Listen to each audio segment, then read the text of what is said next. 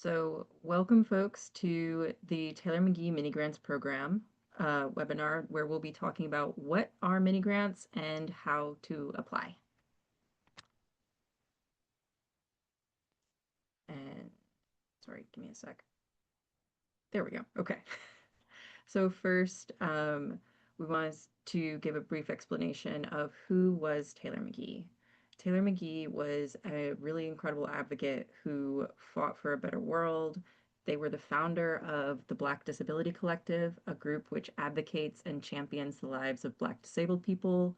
They coordinated information resources during the 2020 protests against police brutality. There were essays and articles, advocated for change at her college campus, and worked in advocacy positions, including here at ASAN. Teighlor passed away in 2022, and their dedication and fierce love for their communities was something that was deeply apparent to everyone who knew them. And during their time at ASAN, Teighlor was actually a crucial part of creating and planning this program, which has been named in their honor. Rest in power for Teighlor. And this is a photo of them. Um, So that's the origins of this program. It is really important work, and it is carrying on Teighlor's legacy. Eli, do you want to pick this one up? Absolutely. Um, Hello all. I am the grassroots associate here at ASIN. How is my volume? Good? Can you hear me? Okay. So, what is a mini grant? Mini grants are small amounts of money given out by a group. So, for example, governments, schools, nonprofit organizations like ASIN, they all run mini grant programs. Mini grants can help a person or a group pay for a specific project. ASAN's mini grant program will give four people or groups up to $6,250. And they can use this money to do any advocacy project. And what advocacy projects are, we'll get into, but they can be local, state, or national projects. So on any level, as long as it is an advocacy project, we're interested in.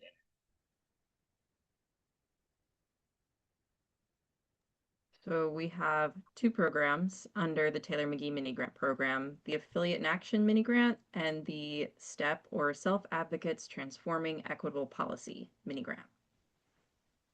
And we're going to explain what those are. Okay, so first off, we have who can apply for the Affiliates in Action grant.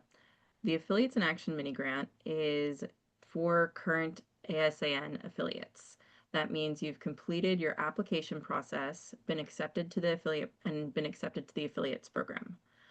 Groups not yet affiliated with, not yet a part of ASAN's affiliate program, you can apply.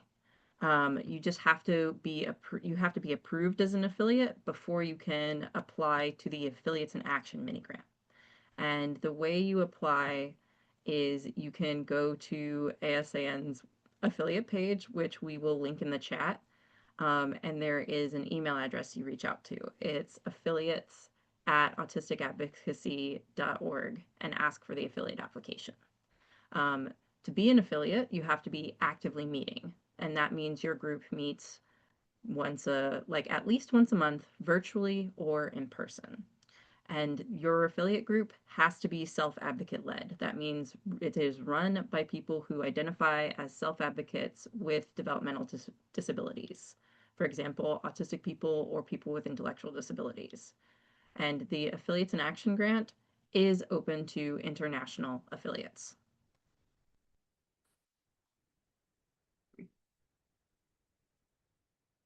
Now, I realize forgive me, I've done this a few times now, so I've say information twice. Who can apply to be an affiliate? In order for your self-advocacy group to apply for ASAN affiliate status, you have to have been operating for a year, be active with multiple members that meet regularly. Again, regularly means like at least once a month. Um, your leadership has to include autistic self-advocates. A third of your work must be about advocacy, and your values must be in line with ASAN's values and mission. There's also one more thing that I did not put on here, and that is my personal bad. our affiliate groups have to be groups with adults. Sometimes we do have youths, like youth groups, email us, folks who are under 18. And we love the fact that like there's young self-advocates who are getting involved. Unfortunately, you cannot join ASAN's affiliate network. Um, Still want you to be doing that work. You just can't join ASAN's affiliate program. We're only for folks who are like age 18 and up. And this is the old way to become an affiliate, but it will still work. You can email me directly at agrandstaff@autisticadvocacy.org. But again, our new version is affiliates@autisticadvocacy.org, which you will see on ASAN's website. Don't worry, this is available online, and we will drop it in the chat later. Eli, do you mind if I baton pass to you? So now we're going to talk a little bit about the STEP mini grant, which is the Self Advocates Transforming Equitable Policy. So these mini grants are for folks who are not current affiliates, but if you are applying through this mini grant instead of the affiliates one, you do have to be based in the US. Um, and the person or group of folks like who are applying, there must be they must identify as somebody with a developmental disability. So you don't need an official diagnosis to apply. We, encourage, well, we don't encourage like, I don't know, encourage sounds like maybe the wrong word. We affirm folks who self-diagnose, and this is a valid form of diagnosis. So we don't need to see any doctor's notes. You don't have to prove anything. But we do encourage you to be from the community to apply. You must have pre-existing contacts or connections to communities of color, meaning the proposal that you are submitting must work with people of color or with intellectual and developmental disabilities and address any problems that they disproportionately face, which we know they face a lot marginalization disproportionately to white folks with intellectual and developmental disabilities. And so we really want these proposals to focus on Black and Brown communities. And so the person or groups applying must have these connections to these communities already solidly in place.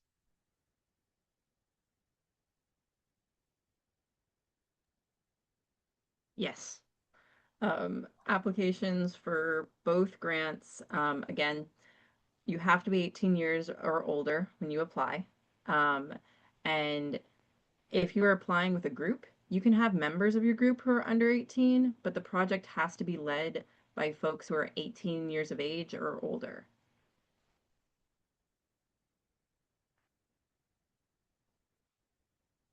Give me, there we go. Okay. So ASN is really interested in projects led by, there we go. Sorry, y'all. I've got the little things on the side. ASN is really interested in projects that are led by these groups or that help these groups.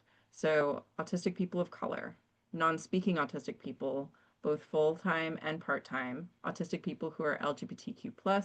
LGBTQ stands for lesbian, gay, bisexual, transgender, and queer. It also stands for other sexual orientations and gender identities that get treated unfairly by society, and autistic people with intellectual disabilities. These are all groups and communities that we know do not get as many opportunities or access to programs like the Teighlor McGee Mini Grant programs. We want to make sure that they're we're getting to put resources and money directly towards folks who are doing this work and folks who are part of these communities. Okay. What kind of projects does ASM want to fund? So both of these categories are for projects that are focused on creating change for people with intellectual and developmental disabilities at the local, state, and national levels. We want to fund specific projects from either self-advocacy groups or individual self-advocates. A specific project in this case means that like it's not your everyday activities. It is something that you are planning that will have a like set beginning and will eventually end even if your project keeps going after the year-long mini grant period. Eli, you want to take this one? Sure. So these are some examples of projects that the mini grants that we offer could pay for. Hill Day visits to talk about disability policy. So basically visiting the Capitol to meet with your representatives. Easy read and plain language translations of important information. So, for example, writing about disability in healthcare or self advocate rights, teaching people about important policy topics. For example, giving a training about HCBS settings role to self advocates. Coalition building, working with other groups to build your movement. And these groups should be established. It doesn't have to like hit all of the same things if they're not like the group replying, but it shouldn't be just like a group. Well, maybe I shouldn't limit it that way. But what I'm saying is like there should be something cohesive that makes it a group itself. So that when you're applying together, we can see who you're collaborating with. And there'll be space in the application, which we'll talk a little bit more about, where you can include those collaborators. Mutual aid projects, so helping self advocates in the community. Um, yeah, so some examples here for you. They don't have to be exactly this. It can be a lot, it can look like a lot of different things. Another place you can go to find where we have funded projects in the past is our website, and looking at the past mini grant recipients and seeing the work that we have funded in the past to see what sort of projects and proposals that aren't these examples but are other examples. So keep that in mind.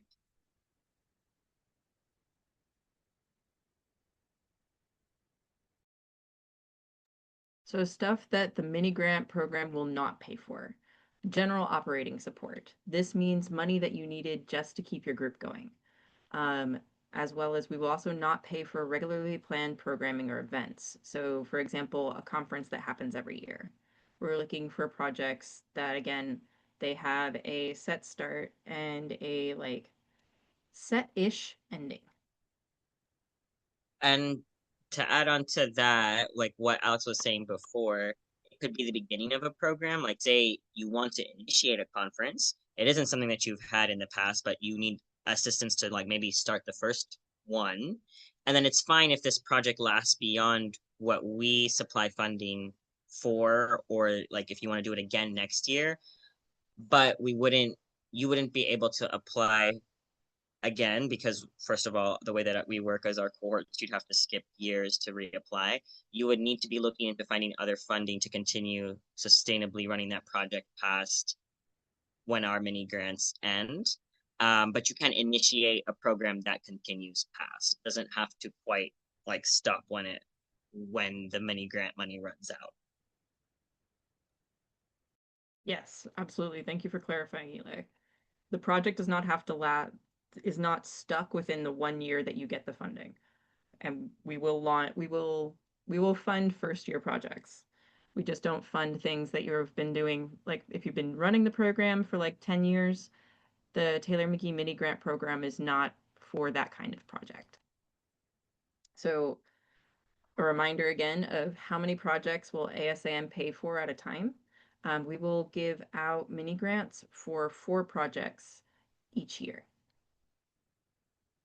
And then how much can each project get? Each project can get up to $6,250. Um, we give grantees half the funds in January of, because this will be for 2027, you will get your funding in January of 2027 when the project starts, and then you will get the other half of the money in June of 2027. Yes, that is how time works. It's been an interesting few years. Um, Now, what do grantee awardees get with their funding? So, grantees will get advice during quarterly check ins. A quarterly check in means that there will be 4 check ins over the year that you get the grant money. And that's a check in every 3 months. Um, where you get to talk with Eli will predominantly be your like staff liaison, the person you'll talk to, and like they'll just talk with you about like updates to your project, how things are going, what you might need. Um, we also have online training and support as well as help with networking. And that means if your group needs to get in touch with say a self-advocate who has particular skills or is in a particular area. ASAN will look at who we know and see if we can find somebody who fits that description of the person you're looking for. So what do y'all need to do? Like, what do grant awardees need to do? Grant awardees will be expected to give ASAN updates about how their projects are going, meet with ASAN on a quarterly basis, so 4 times a year, and we will work with y'all, like work with grantees on their schedule. It's not going to be a thing of you have to show up at this time. It is a here's the times, which one works for you, sort of thing. Um, Grantees have to make a budget for their project, letting us know how much they think each step will cost, and then update that budget to show how their money is spent. And we don't expect with that budget, we're not asking you to give us every receipt that you've ever used, like for everything you've ever spent. It's just about making sure you're keeping track of like how you're using your money. Okay, timeline. Um, Again, apologies. This is 2025. We are in 2026. Imagine that this is the right year. May of 2026. The applications will go live in May. Wait, Okay. we can fix this. Slide back one slide, and I'll just do the numbers real quick. Don't worry about it. I'm not so sure what happened because I could have sworn all of these numbers were updated when we last went over it. But I'll change them real Yeah. quick, and then when you slide through them, it will make sense so that people have to make. All right, go right ahead. Okay. Okay. Apparently not. Fascinating. Okay. Oh, maybe you have to exit the slideshow and reopen. Okay. Frustrating, but I have updated them if you wanted to. Let's try that. Thank you everyone for standing by in this moment. Do do do do do do. Oh, come on. Thank you, Google. There we go. Okay. And did that in the wrong order. Okay, good. I thought I lost everyone for a minute. There we are. Share. Slideshow. And we're back. Okay. And then did you So, want to answer Melissa's question about whether or not we are sharing these slides? oh, yes. We will be uploading the recording, um, which I'm fairly certain I'm recording. Um, Yes, Good. you Thank you are. for confirming me. Yes, the recording gets uploaded afterwards to our YouTube. This presentation doesn't change much year to year. So we also do have previous recordings of it uploaded. You can also find this information on our website. A lot of the details that we are presenting here are just on the Teighlor McGee Mini Grant page in a website format. So the very short answer is the recording will be shared. Yes. Thank you for asking. Okay, swinging into the grant timeline. May of 2026, so next month, the application will go live. We will do an application walkthrough as well as an office hours webinar where we'll explain, um, basically go through question by question the mini grants application so folks can have that kind of support. We'll also talk about Eli will be hosting office hours during the entire application window so that folks who would like support and to like get to have hands-on conversation can meet with them and have that help. End of July 2026, the application window will close. That means we won't take in any more applications. August through September, we will be doing application interviews. Um, and then in October of this year, we will contact awardees and let folks know who will be the grant recipients for this year, who will get the grant in 2027. So then what does it look like once 2027 happens? January of 2027 is when projects begin. The first half of funds is given out to the grantees. March is around the first time y'all will get to do check-ins for the grant. Grantees will do check-ins for the grant process. June is our second check-in, and that is also when the rest of the money for the grant is given. So that way, all the funds have been given by June.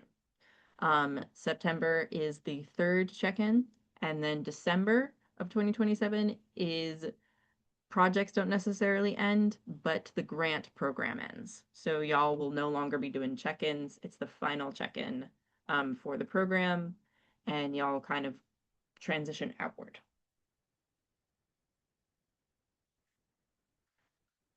Okay, so now we are in the space of questions. What questions do you have about the Teighlor McGee Grassroots Mini Grants program?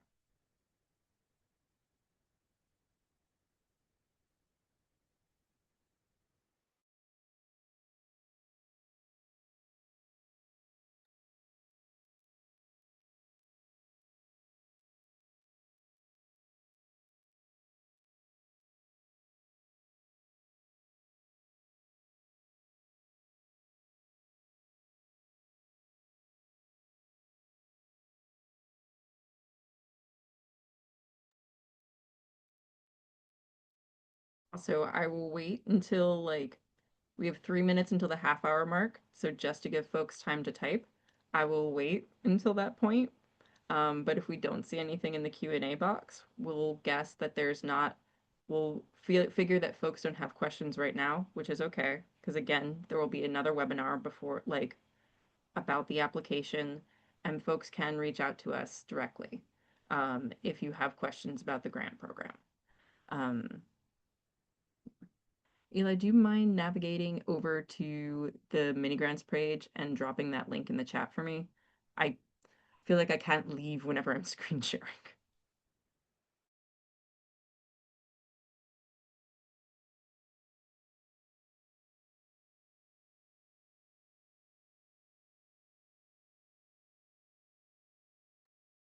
Okay, I am dropping the link in the chat.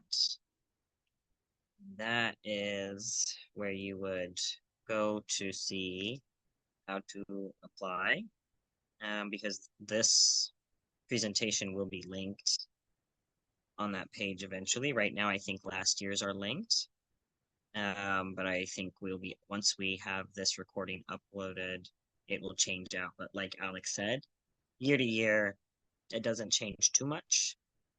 So as long as you watch one of the walkthroughs, the slides are mostly similar. And then also we have the frequently asked questions on the page as well. And if you look at the last question, like we said, that is where you can see where the past grantees are. What have we funded in the past? So in the past years, we'll have pages there that you can go through past recipients. And if one of your other questions that maybe you didn't get a chance to ask here is in the frequently asked questions, so look through. We do need to maybe update the page to reflect the new affiliate process. As well. Be done along the same hour when we were putting up this recording. I'm sure. Eli, I think you might need to lean in. Your sound cut out at the end. And also, it looks like, Oh, I was saying that the application process for affiliates is still listed under AIA as emailing you. So we and should probably update that once we we should. upload this recording to the page. I'm sure it'll all get done together. But yeah, like Alex said, the new email will be updated here and there. Also, I think you need to resend the link. It looks like it went to hosts and panelists. I see. Yeah, I Zoom see. loves to do that to me all the time, and it makes me very upset. There we go. There we go. And actually, since we are here, what I'm going to do actually is stop sharing this, and I'm going to navigate through the ASAM website in case folks lose this link to show again how to get there. Okay.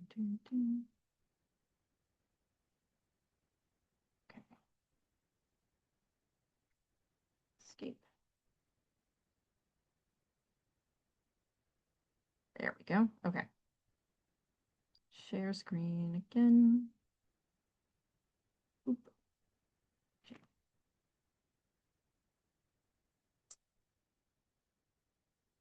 There we go. Okay. All right. So you go over to autisticadvocacy.org. This is ASAN's homepage. From our homepage, go over to the resources tab, and you can see you scroll down. There's resource library about autism, identity first, accessibility, and then you get to the mini grants program. You'll click here, excuse me, and you'll see our landing page. Um, it gives you information about who Teighlor was. Then we go through explaining what a mini grant is. We also have added a new resource about finding a fiscal sponsor. We will be doing another webinar about this. Fiscal sponsorship is when, the short explanation is when a nonprofit um, basically gives a group that does not have nonprofit status, um, they share their nonprofit status with that group by being a fiscal sponsor. So that means the nonprofit would hold your grant money for you, and it doesn't, it, you still get your grant. It still belongs to the like group that applies for it. But the nonprofit basically takes on that like tax responsibility. So the group does not have to worry about it. We know this can be really important for folks who are in particular like because we are serving people with disabilities with this grant, we know that like receiving grant money can impact folks' personal financial stuff, as well as just the fact of if mini grantees take the grant directly, there will be a responsibility to pay taxes on it unless your group is a nonprofit itself. So we'll be getting into more detail in that later. I I will put in the description of the YouTube video the date for this one because I don't remember it off the top of my head right now. But we also have a plain language resource right here of how to find a fiscal sponsor. All you have to do is click that, open the link in a new tab, and you can see this is this goes through the process of finding a fiscal sponsor. So we have that even if you don't make the webinar. Um, Now we go into who are the mini grants for, and we have the same explanations, the affiliates in action, the self-advocates transforming equitable policy, and we'll have the buttons to apply. We also have the countdown so you know when this will open. To look at past projects, and I do see like I'm not sure who you are in the Q&A. I do see you. Um, we do have past projects. If I can read, there we go. If you want to see our past grantees, you come down here. What have you funded in the past? And you can see 2025 and 2024. You click the tabs and it will take you to these pages to see our previous grantees. All right, now I will pivot.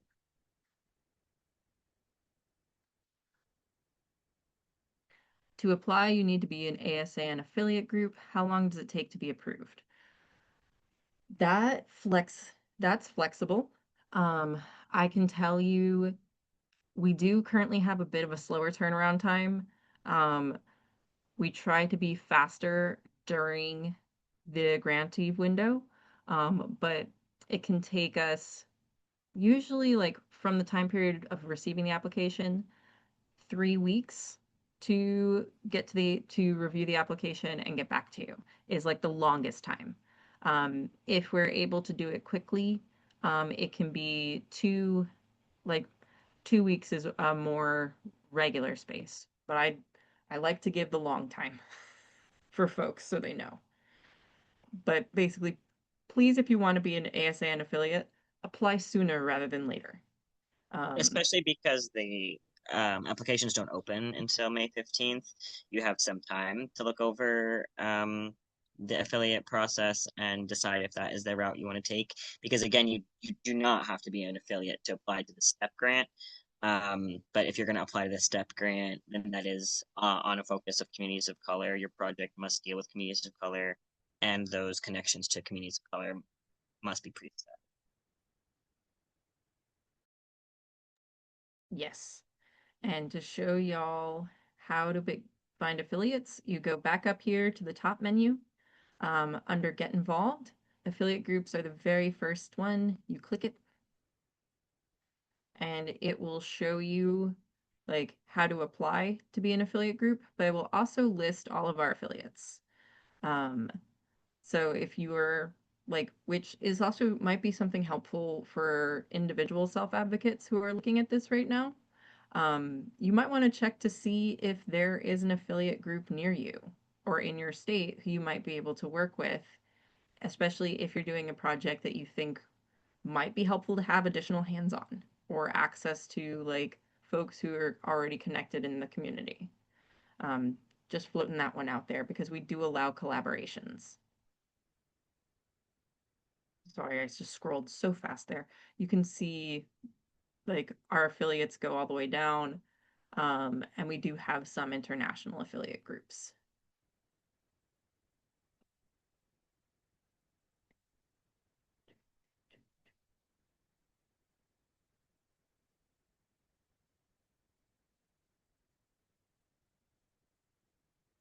Let's take it back now. There we go. Any other questions? Yeah, I don't see anybody at this time. Return time to folks. Um, and any questions, of course, can be emailed. It's going to be affiliates.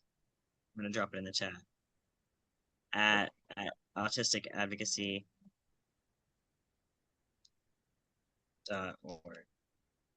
Am I correct in this, Alex? Yes, I Okay. always have to check myself. There's a lot of vowels in Yes. R. Okay, I agree. If folks don't have any further questions, we're happy to return time to people. Again, if any questions pop up, please email us at affiliates at Autistic Advocacy. Also, again, this will be posted online and we will have additional webinars coming up to help folks with this process. Excuse me. But in the meantime, thank you so much for coming out today. We're very, very excited to see each year what people bring to the table when they apply.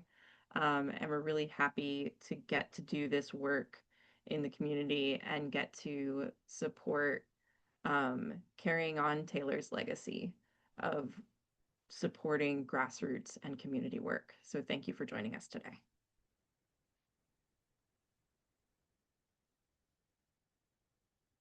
Never mind. Can I end the webinar? Okay. There we go. Thank you, everyone. Have a good one. Bye. Bye.